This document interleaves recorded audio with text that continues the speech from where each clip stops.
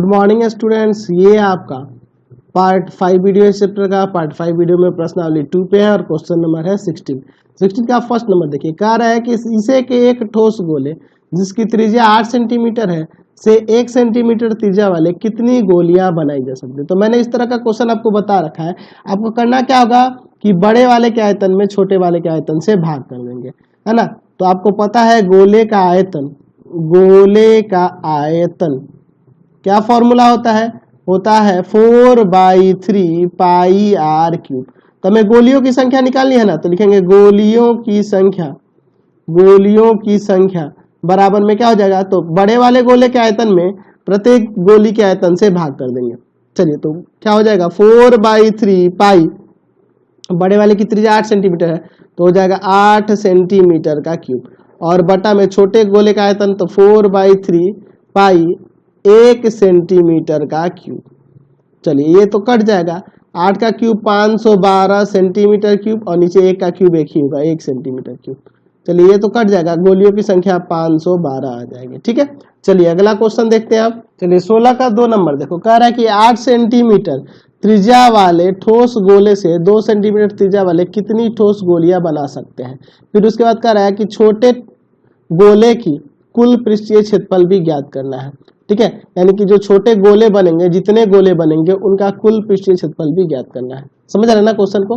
तो यहाँ भी पहले तो आयतन में भाग कर देंगे, बड़े वाले के आयतन में छोटे वाले के आयतन में, तो ठोस जो छोटे गोले बन रहे हैं उनका संख्या निकल जाएगा। तो आपको पता है कि गोले का आयतन का फॉर्मूला होता है 4/3 pi r cube, 4/3 pi r cube. तो हमें क्या निकालना है, छोटे गोल है ना, छोटे गोलों की संख्या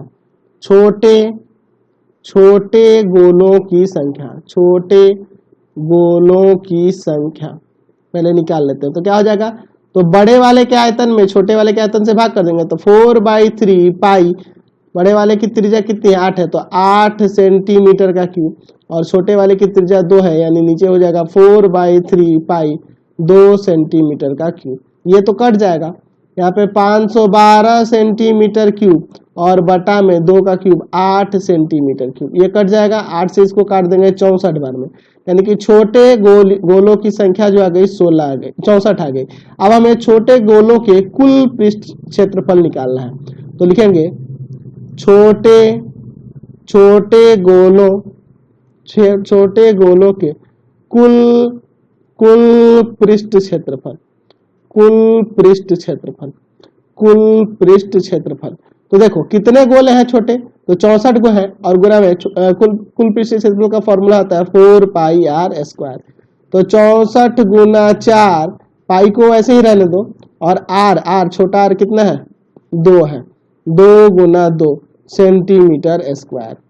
चलिए 2 गुना 4 से 16, 16 में 64 से गुना करेंगे तो 1024 पाई हो जाएगा सेंटीमीटर स्क्वायर। यहाँ से आपके कुल पृष्ठीय क्षेत्रफल आ गया सभी छोटे गोलों के। चलिए अगला क्वेश्चन देखिए क्या कर रहा है कि 14 सेंटीमीटर व्यास वाले एक नल के द्वारा 5 किलोमीटर प्रति घंटा की दर से पानी आयताकार तालाब में प्रवाहित हो रहा है, जो 50 मीटर लंबा और 44 मीटर चौड़ा है। उस समय को निर्धारित कीजिए जिसमें तालाब में पानी का सतह 7 सेंटीमीटर से ऊपर उठ जाए। चलिए समझिए इस चीज को। मैं यहाँ पे एक तालाब बना देता हूँ, आयताकार एक तालाब हो गया। अब इस तालाब में ना पानी गिर रहा है किसी नल के द्वारा, ठीक है, किसी नल के द्वारा इसमें पानी गिर रहा है। मान लेते हैं यहाँ पे एक नल लगा हुआ है कुछ इस प्रकार से, तो नल इस तरह से कुछ लगा हुआ है यहाँ पर, ठीक है, मान लेते हैं ये नल है। अब तो मुझे तो यार नल यहाँ पे बनाने नहीं आएगा चित्र, ठीक है, मान लेते हैं यह बेलनाकार एक नल हो जा रहा है। नल का मुंह देखे हो ना, नल का मुंह मैंने बना दिया, नल का मुंह बेलनाकार ही होता है इस तरह से। तो इसी नल का व्यास दिया है 14 सेंटीमीटर, तो त्रिज्या यहाँ पे 7 सेंटीमीटर हो जाएगा। अच्छा, और किस दर से गिर रहा है, तो 5 किलोमीटर प्रति घंटा की दर से इसमें पानी गिर रहा है इसमें।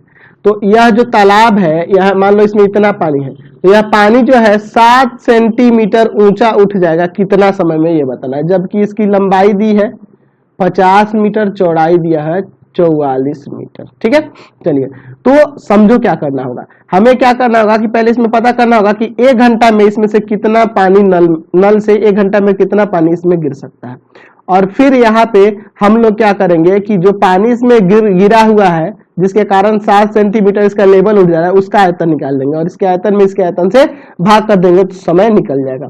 ठीक है, तो यहाँ देखिए चाल जो दिया है, नल का चाल दिया है 5 किलोमीटर प्रति घंटा। तो देखो ये किलोमीटर प्रति घंटा में, ये सेंटीमीटर में और यहाँ मीटर में, तो सबको मैं मीटर में ही रखूंगा तो ठीक रहेगा। तो 5000 हो जाएगा ना, किलोमीटर को मीटर में बदलेंगे तो मीटर प्रति आवर। ठीक है, अच्छा त्रिज्या क्या हो जाएगी, त्रिज्या नल की जो त्रिज्या है वह आर क्या हो जाएगा, वह तो आपका हो जाएगा 14/2 सेंटीमीटर, क्योंकि व्यास 14 है 7 सेंटीमीटर, तो इसको भी 100 से भाग कर देंगे मीटर में बदलने के लिए, यानी कि 7/100 ऐसे ही रहने देते हैं, 7/100 इसको ऐसे ही रहने देते हैं, पॉइंट पकड़ने की जरूरत नहीं है, 7/100 ही मीटर रहने देते हैं। ठीक है, चलिए अब देखो इसके बाद ये क्या है आपका, तो यहाँ पे यह तालाब है, तालाब, तो मैं यहाँ पे लिख सकता हूं कि क्या कह सकते हैं 7 सेंटीमीटर, 7 सेंटीमीटर पानी तालाब का सतह, तालाब का सतह ऐसे कर सकते हैं, 7 सेंटीमीटर तालाब का सतह, तालाब का सतह, सतह उठने में, उठने में, उठने में लगा समय हमें निकालना है, लगा समय। तो हम लोग क्या करेंगे कि 7 क्या इसमें जो पानी का आयतन है तालाब में, तालाब में बढ़े पानी का आयतन, बढ़े पानी का आयतन मतलब कि जितना पानी का आयतन इसमें बढ़ा है उसका बढ़े पानी का आयतन हम लोग निकालेंगे, और बटा में 1 घंटा में, 1 घंटा में प्रवाहित, प्रवाहित पानी का आयतन। ठीक है, 1 घंटा में प्रवाहित पानी का आयतन। समझिए क्या किए, तालाब में बढ़े पानी का आयतन मतलब कि जितना पानी बढ़ जा रहा है इसका आयतन निकालेंगे जितना बढ़ रहा है, और उसमें भाग कर देंगे इसमें 1 घंटा में कितना प्रवाहित इसमें हो रहा है उससे। ठीक है, चलिए तो तालाब में बढ़े पानी का आयतन क्या हो जाएगा, तो इसका लंबाई 50 मीटर है, चौड़ाई 44 मीटर है, और इसका जो लेवल बढ़ा है वह 7 सेंटीमीटर बढ़ा है, तो 7/100 मीटर में रखना होगा ना जी। चलिए और भाग कर देंगे किससे, तो 1 घंटे में प्रवाहित पानी के आयतन से, तो 1 घंटा में प्रवाहित पानी कितना हो जाएगा, तो ऐसे आप जानते हैं बेलन का जो आयतन होता है πr²h, यही ना जानते हैं, तो पाई की जगह पे 22/7, आर कितना होगा, तो आर यही है 7/100, 7/100 फिर गुणा में 7/100, और h के जगह पर हम लोग यह लेंगे, यह लेंगे 1 घंटा में यह पानी कितना बह रहा है उसको हम लोग h के रूप में मान लेंगे, यानी कि 5000 मीटर, 5000 मीटर प्रति घंटा, यहाँ पे इस तरह से हम लोग कर लेंगे। ठीक है, चलिए अब देखो समझो यहाँ पे 7/100, 7/100 कटेगा। अच्छा और एक काम करते हैं, इस 7 से इस 7 को काट सकते हैं, अब पहले पलट लेते हैं। ठीक है, तो इस तरह काटना आसान हो जाएगा, और नहीं तो और भी काटने के लिए चाहो तो ऐसे भी कट जाएगा, 2 0 से 2 0 यहाँ कट जाएगा, 22 से इसको 2 बार में कट जाएगा, 50 से 50 कट जाएगा। तो देखो यहाँ मीटर क्यूब है, नीचे भी मीटर क्यूब होगा, यहाँ देखो मीटर इसमें भी है, यहाँ भी है, और यहाँ पे तो मीटर क्यूब कट गया, ये आवर खाली ऊपर चल जाएगा, यानी कि 2 घंटा लगेगा, 2 घंटा में 7 सेंटीमीटर ऊंचा पानी भर जाएगा, बढ़ जाएगा। क्वेश्चन नंबर 18 देखा जाए, क्या रहा है कि 3 सेंटीमीटर त्रिज्या वाले एक गोले को पिघलाकर 0.2 सेंटीमीटर व्यास वाला एक तार बनाया गया है, तो तार की लंबाई हमें निकालनी है। समझिए, एक गोला है जिसका आपके पास त्रिज्या दिया हुआ है 3 सेंटीमीटर। ठीक है, एक गोला है जिसकी त्रिज्या कितनी है आपके पास 3 सेंटीमीटर है, इसको ना पिघलाकर तार बनाया जाता है। तो तार जो देखोगे कुछ इस तरह से बनेगा, कुछ इस तरह से बनेगा, ऐसे ही ना तार बनता है जी, बिल्कुल इस तरह से आपका तार होगा, मतलब बेलन जैसा दिखेगा, दिखने में पतला होगा लेकिन बेलनाकार ना होगा। चलिए तो हमें क्या करनी है, इसी तार की लंबाई निकालें, तो तार की लंबाई हम लोग L मान लेंगे। ठीक है, अच्छा तार का व्यास दिया है 0.2 सेंटीमीटर, तो ये त्रिज्या आपका 0.1 सेंटीमीटर हो जाएगा, चलिए यहाँ देखते हैं, गोले की त्रिज्या, गोले की त्रिज्या कितनी है? गोले की त्रिज्या, इसको कैपिटल आर मान लेते हैं, 3 सेंटीमीटर। अच्छा, इससे पहले हमें मानना होगा, माना तार की लंबाई, तार की लंबाई, तार की लंबाई L है, L सेंटीमीटर है तार की लंबाई। ठीक है, तार की लंबाई क्या है? L है। गोले की त्रिज्या हो गई। अच्छा, तार की त्रिज्या, तार की त्रिज्या रेडियस तो क्या हो जाएगा? तो 0.2 में भाग कर देंगे 2 से, यानी कि 0.1 सेंटीमीटर।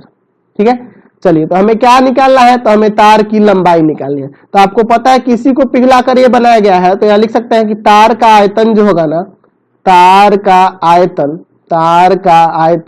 वह बराबर होगा गोले के आयतन के, गोले का आयतन, दोनों का आयतन बराबर होगा। तो तार का आयतन क्या हो जाएगा? पाई आर स्क्वायर, छोटा आर मान है ना इसका त्रिज्या, और इंटू में L लंबाई, और बराबर में गोले का आयतन, तो भाई 4/3 पाई आर का क्यूब। इसके त्रिज्या को कैपिटल आर से डिनोट किया है, पाई से पाई कट गया, स्मॉल आर का वैल्यू है 0.1 गुना में 0.1 और गुना में L बराबर में 4/3 और आर कैपिटल आर का वैल्यू यहाँ पे 3 गुना 3। ठीक है, ये आपका 3 है, नीचे 4/3 है। चलिए तो अब इसको काट देते हैं, 3 से 3 कट गया। अच्छा, यहाँ पे नीचे पॉइंट हटाओगे तो आपका आ जाएगा 10, नीचे 2 बार आएगा ना, यानी कि L बराबर में मैं लिख सकता हूँ यहाँ पर 4 तिया 12 और 12 तिया 36 गुना में 100 सेंटीमीटर। तो मीटर में बदलना होगा तो 100 से भाग कर देंगे, यानी कि 36 मीटर आ जाएगा। 100 से भाग करोगे तो 36 मीटर लंबाई आ जाएगी। समझ गए ना? यहाँ पॉइंट हटा तो 2 बार 10 है, वही जाके इधर गुना कर दिए 100। समझ गए? चलिए अगला क्वेश्चन देखते हैं। चलिए अगला क्वेश्चन देखा जाए। 19 नंबर कह रहा है, शीशे के एक आयताकार ठोस की लंबाई 11 सेंटीमीटर, चौड़ाई 8 सेंटीमीटर और मोटाई 5 सेंटीमीटर है। तो इसको क्या किया जाता है? तो कह रहा है कि उससे 1 सेंटीमीटर व्यास वाली कितनी गोलियां ढाल कर बनाई जा सकती है, यानी कि इसको पिघला कर और 1 सेंटीमीटर व्यास वाली कितनी छोटी छोटी गोलियां बनाई जा सकती है, ये आपको बताना है। तो यहाँ पे देखो, आयताकार ठोस की विमाएं दी हुई है, यानी कि उसकी लंबाई, चौड़ाई और ऊंचाई दी हुई है। चलिए उसको लिख लेते हैं। लंबाई है आपके पास 11 सेंटीमीटर, चौड़ाई है आपके पास 8 सेंटीमीटर, ठीक है, और ऊंचाई है यानी मोटाई है उसके पास 5 सेंटीमीटर। ठीक है, चलिए अच्छा, यहाँ पे हमें 1 सेंटीमीटर व्यास वाली कितनी गोलियां, तो यहाँ पे देखिए गोलियों की त्रिज्या क्या होगी? गोलियों की त्रिज्या क्या होगी?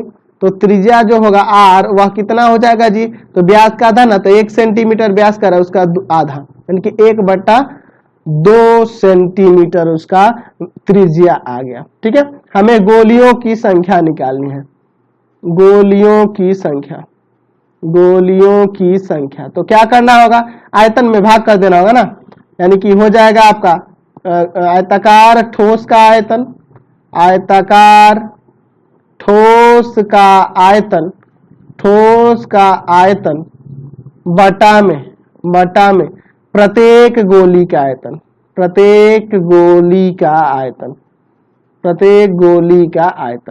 ठीक है। चलिए तो आयताकार ठोस का आयतन हो जाएगा लंबाई गुने चौड़ाई गुने ऊंचाई, L गुना B गुना H, और प्रत्येक गोली का आयतन हो जाएगा 4/3 पाई R क्यूब। चलिए मैं यहाँ पे इनके वैल्यू को रखता हूँ। तो L B H, L कितना दिया है? यहाँ देखो 11 8 5, 11 गुना 8 गुना 5, यही ना है आपका। चलिए और बटा में, ऊपर सेंटीमीटर क्यूब लगा देते हैं, और नीचे बटा में हो जाएगा 4/3 गुना में 22/7 गुना में R कितना है? 1/2 सेंटीमीटर क्यूब। तो ये तो हट जाएगा ना। चलिए अब इसके बाद हम लोग यहाँ पे काट सकते हैं। देखो मैं किस तरह से इसमें काटता हूँ। एक काम करें, इसको पलट देकर नीचे इन तीनों को ऊपर लेके चले जाते हैं, फिर आसानी से काटा जाएगा। 11 गुना 8 गुना 5 और गुना में चला जाएगा 3 गुना 7 गुना 2 गुना 2 गुना 2, ठीक है, और बटा में है 4 गुना 22, ठीक है। 11 दूना 22, 2 से इसको काट दिए, अच्छा, और 2 से इसको काटे 2 बार में, फिर इसको इससे काट दिए, यही ना आपके बच गए। तो गुना करते हैं तो ये हो जाएगा यहाँ पे 7 तिया 21 और 21 और ये 8 पंजे 40, तो 21 में 40 से गुना कर दो, 840 गोलियों की संख्या आ जाएगी। समझ गए? चलिए अगला क्वेश्चन देखते हैं। एक शंकु जो 24 सेंटीमीटर ऊंचा और इसके आधार की त्रिज्या 6 सेंटीमीटर, इसको पिघलाकर एक गोले के रूप में ढाल दिया गया, तो गोले की त्रिज्या निकालिए। हमें देखिए एक शंकु दिया हुआ है, ठीक है। अब शंकु को क्या किया जाता है कि पिघलाकर एक गोला बनाया जाता है, ठीक है। तो हमारे पास शंकु के क्या क्या दी हुई है, त्रिज्या और ऊंचाई दी हुई है। ऊंचाई दिया है 24 सेंटीमीटर और त्रिज्या कितना दिया है आपके पास 6 सेंटीमीटर। ऊंचाई दिया है 24 सेंटीमीटर और त्रिज्या दिया है 6 सेंटीमीटर। इसको पिघलाकर एक गोले में बदल दिया जाता है, ठीक है। तो हमें इस गोले की ही त्रिज्या निकालनी है। गोले की त्रिज्या क्या होगी, यही निकालनी है। तो मैं यहाँ पर गोले की त्रिज्या r मान लेता हूं। माना गोले की त्रिज्या r है। गोले की त्रिज्या क्या है, हम लोग यहाँ r मान लेते हैं। अच्छा, शंकु की त्रिज्या इसको कैपिटल R से मान लेते हैं, वह दिया है 6 सेंटीमीटर। अलग संकेत होना चाहिए ना। और शंकु की ऊंचाई कितनी दी है, तो कैपिटल H यानी कि वह दिया है 24 सेंटीमीटर। तो हम लोग क्या करेंगे, दोनों का आयतन बराबर कर देंगे, क्योंकि इसी को ना पिघला कर यह बनाया जा रहा है। तो लिख सकते हैं कि गोले का आयतन बराबर में हो जाएगा शंकु का आयतन। तो गोले का आयतन क्या हो जाएगा, तो गोले का आयतन 4/3 पाई r का क्यूब, और शंकु का आयतन 1/3 पाई r स्क्वायर h। किसको कैपिटल R और कैपिटल S से सूचित किया है। यहाँ देखो पाई से पाई कट जाएगा, 3 से 3 कट जाएगा, है ना जी। चलिए कट गया यहाँ पे। अब देखो यहाँ पे 4 बचा और गुना में r क्यूब है, ठीक है। और बराबर में यहाँ कैपिटल R का वैल्यू कितना है, 6 है ना जी। तो 6 गुना 6 और h का वैल्यू कितना है 24, यानी कि यहाँ से r क्यूब, यहाँ पे आपको लगाना होगा सेंटीमीटर क्यूब, सेंटीमीटर ही ना सब दिया है। चलिए तो यहाँ क्या हो जाएगा r क्यूब बराबर, तो r क्यूब बराबर में हो जाएगा यहाँ पर 6 गुना 24 और बटा में आपका 4 आ जाएगा। 4 गुना वाला इधर के भाग में हो गया सेंटीमीटर क्यूब। यहाँ से यह काट देते हैं 6 बार में, तो 3 बार 6 आ गया, तो 6 का क्यूब ना हो जाएगा वहां पे। तो यहाँ r क्यूब बराबर में 6 सेंटीमीटर का क्यूब हटा दो, त्रिज्या आपका जो है 6 सेंटीमीटर आ गया। गोले की त्रिज्या 6 सेंटीमीटर। चलिए अगला क्वेश्चन देखा जाए। 21 नंबर कह रहा है कि शीशे के किसी ठोस गोले को पिघलाकर उससे छोटी छोटी गोलियां बनाई गई हैं, जिसकी त्रिज्या गोले की त्रिज्या की आधी है, ठीक है। तो छोटी कितनी गोलियां बनेंगी ये, तो पहले इतना काम करते हैं, बाद में इसको देखा जाएगा, ठीक है। तो मान लेते हैं, माना गोले की त्रिज्या बराबर में है r। अच्छा, प्रत्येक छोटी गोलियों की त्रिज्या, प्रत्येक छोटी गोलियों की त्रिज्या क्या होगी, तो इसके त्रिज्या की आधी का रहा ना। चलिए ये r/2 हो जाएगा। तो अब इसके बाद पूछ रहा है कि छोटे गोलियां कितनी बनेगी, तो आपके छोटी गोलियां निकालनी है, तो छोटे गोलियों की संख्या, तो आपको करना क्या होगा, तो इसके आयतन से भाग कर देंगे, तो इसका आयतन हो जाएगा 4/3 पाई r का क्यूब, और इसका आयतन हो जाएगा 4/3 पाई r/2 का क्यूब। ये कट जाएगा, तो ऊपर r क्यूब और नीचे हो जाएगा r क्यूब बटा में 8 ऊपर चला जाएगा, 8r क्यूब और बटा में आपका r क्यूब, ये कट जाएगा एक बार में। तो यहां से आ जाएगा 8, हमारा छोटी गोलियों की संख्या जो हो गई 8 हो गई। अब फिर क्वेश्चन में आगे क्या कह रहा है कि सभी छोटी गोलियों के संपूर्ण पृष्ठ का और गोले के संपूर्ण पृष्ठ का अनुपात मालूम कीजिए। तो आपको पता है कि गोले का कुल पृष्ठीय क्षेत्रफल कुल पृष्ठीय क्षेत्रफल क्या होता है जी, 4 पाई आर स्क्वायर ना, 4 पाई आर स्क्वायर, ये फॉर्मूला हम लोग जानते हैं। तो क्वेश्चन में क्या आ रहा है कि सभी छोटी गोलियों के संपूर्ण पृष्ठ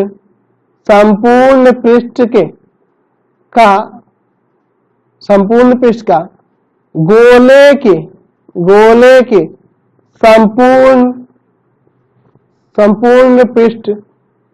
संपूर्ण पृष्ठ का अनुपात हमें निकालना। तो सभी छोटे गोले कितने, 8 है, 8 गुना में 4 पाई और उसका त्रिज्या r/2 है ना जी, r/2 का क्यूब, और बटा में एक गोला जो है आपका, तो एक गोले के लिए गोले के संपूर्ण पृष्ठ का, तो गोला का हो जाएगा 4 पाई और इसका त्रिज्या है r, है ना, गोले का त्रिज्या r है और उसका r/2 था और वो 8 थे, इसलिए 8 × 4 पाई और उसका त्रिज्या ले लिया, और इसका 4 पाई r स्क्वायर, क्योंकि इसका त्रिज्या r था। ठीक है, गोले का तो r ही ना था जी, और इसका 4 पाई r/2 था, तो r/2 का क्यूब हो गया, सॉरी r/2 का स्क्वायर होगा, सॉरी 4 पाई r स्क्वायर, 4 पाई r स्क्वायर, समझ गया ना, यहाँ त्रिज्या r/2 रखे हैं। चलिए 4 पाई से 4 पाई कट गया, 8 गुना में r स्क्वायर बटा में 4 आ जाएगा, और ये नीचे r स्क्वायर पहले से ही है, इसको काट देते हैं, 4 से ही काट दो, 4 एकम 4 और 4 दूना 8, यानी कि 2:1 यहाँ से आंसर हो जाएगा। समझ गया ना, आपको क्या करना होगा कि सभी छोटे गोलियों के संपूर्ण पृष्ठ क्षेत्रफल, तो 8 गुना में 4 पाई, उसका त्रिज्या r/2 है तो r/2 का स्क्वायर हो गया, और गोले का हो जाएगा 4 पाई, उसका त्रिज्या r है तो r का स्क्वायर हो गया, काट के सॉल्व कर दिए, 2:1 आंसर आ गया। चलिए अगला क्वेश्चन 22 नंबर देखो, कह रहा है कि 28 सेंटीमीटर भुजा वाले घन को छीलकर बृहत्तम गोला बनाया गया है, तो गोले का आयतन निकालने, जबकि पाई की जगह 22/7 यूज करना है। थोड़ा समझ लो, यहाँ पे एक घन है, एक घन जो है, इस घन को छीला जाता है और छीलकर हमें बड़ा से बड़ा यानी कि बृहत्तम एक गोला बनाना है, तो उस गोले का जो व्यास होगा इस घन के भुजा के बराबर होगा। सबसे बड़ा गोला वही बनेगा जो इसके भुजा के बराबर इसका व्यास होगा। ठीक है, समझिए इस बात को। इसका दिया है प्रत्येक भुजा 28 सेंटीमीटर। अच्छा, इसको छीला जाएगा तो ऐसे छीला जाएगा ना कि यहां से यहां तक आपका व्यास के रूप में आ जाए, है ना। सबसे बड़ा गोला वैसे ही होगा जो इसके व्यास से बना होगा, जो जिसका व्यास इसके भुजा के बराबर होगा। तो लिखेंगे कि सबसे बृहत गोला बनाने के गोला का व्यास घन के भुजा के बराबर होगा, घन के भुजा के बराबर होगा। ये तो आपको पता है, मैंने कल भी आपको पिछले पार्ट में भी आपको बता रखा है, बराबर होगा। यानी कि यहां से गोले का व्यास जो हो जाएगा, व्यास यानी कि डी, वह 28 सेंटीमीटर हो जाएगा। तो गोले की त्रिज्या यहां से निकल जाएगी ना, गोले की त्रिज्या यानी कि आर आपका हो जाएगा 28/2 सेंटीमीटर, कट जाएगा 14, यानी कि आर आ गया आपके पास 14 सेंटीमीटर। तो हमें क्या निकालना है, तो गोले का आयतन निकालना है। तो गोले का आयतन क्या होता है भैया, 4/3 पाई r क्यूब। तो 4/3 पाई की जगह पे 22/7 r क्यूब, यानी कि 14 गुना 14 सेंटीमीटर क्यूब। तो 7 दूना 14। अब चलिए आप गुना करके सॉल्व करते हैं। तो आपका यहाँ से गुना करेंगे तो देखो 22 दूना 44, 44 चौका आपका हो जाएगा 176, 176 14 गुना 14, टोटल गुना कर दोगे तो आपका आ जाएगा 34,496 और बटा में आपका 3 है सेंटीमीटर क्यूब। इसको भाग कर दो, तो भाग करोगे ना तो आपका आएगा 11,498.666, यही आएगा सेंटीमीटर स्क्वायर। तो इन सबको हटा के मैं एक अंक बढ़ा के लिख दूंगा, 11,498 दशमलव में 6 की जगह मैं 7 कर देता हूँ, सेंटीमीटर क्यूब, सॉरी आयतन है सेंटीमीटर क्यूब। ठीक है। क्वेश्चन नंबर देखा जाए 23 नंबर, 3 सेंटीमीटर त्रिज्या वाले एक ठोस अर्धगोले को पिघलाकर उसी के बराबर आधार वाला एक लंबवृत्तीय शंकु बनाया जाता है। शंकु की ऊंचाई निकालें। चलिए यहाँ पे समझिए थोड़ा सा। मैं यहाँ पर एक अर्धगोला का निर्माण करता हूँ। ठीक है, एक अर्धगोला ले लेते हैं। थोड़ा सा इसमें अर्धगोला में आपको दिक्कत होती है बनाने में। ये कुछ इस तरह से मान लेते हैं। मान लीजिए आपका एक अर्धगोला हो गया। ठीक है, अब इस अर्धगोले की त्रिज्या दी हुई है 3 सेंटीमीटर और जितना इसका आधार है ना, उसी आधार का समान आधार का एक हम लोग शंकु निर्माण कर देते हैं। दोनों का आधार यहाँ पर समान है। ठीक है, दोनों का आधार समान है, तो आधार समान है तो दोनों की आधार की त्रिज्या भी समान होगी, यानी कि इसकी भी त्रिज्या आपकी 3 सेंटीमीटर ही हो जाएगी। तो वही इस शंकु की ऊंचाई निकालनी है आपको। ठीक है, शंकु की ऊंचाई निकालनी है, यही आपको h मान लेते हैं। तो यहाँ मान लेते हैं माना शंकु की ऊंचाई जो है आपका क्या है, h है। शंकु की ऊंचाई h है। अच्छा, क्वेश्चन में आपके कह रहा है कि यहाँ पर जो दिया हुआ है ये अर्धगोला और शंकु दोनों का आधार बराबर है ना। शंकु तथा अर्धगोले का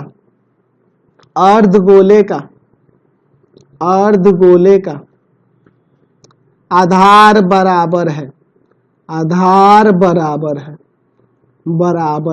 बराबर है। इसलिए यहाँ लिख सकते हैं कि शंकु के आधार की त्रिज्या और गोले की त्रिज्या बराबर होगी। गोले की त्रिज्या, अर्धगोले लिख दो, अर्धगोले की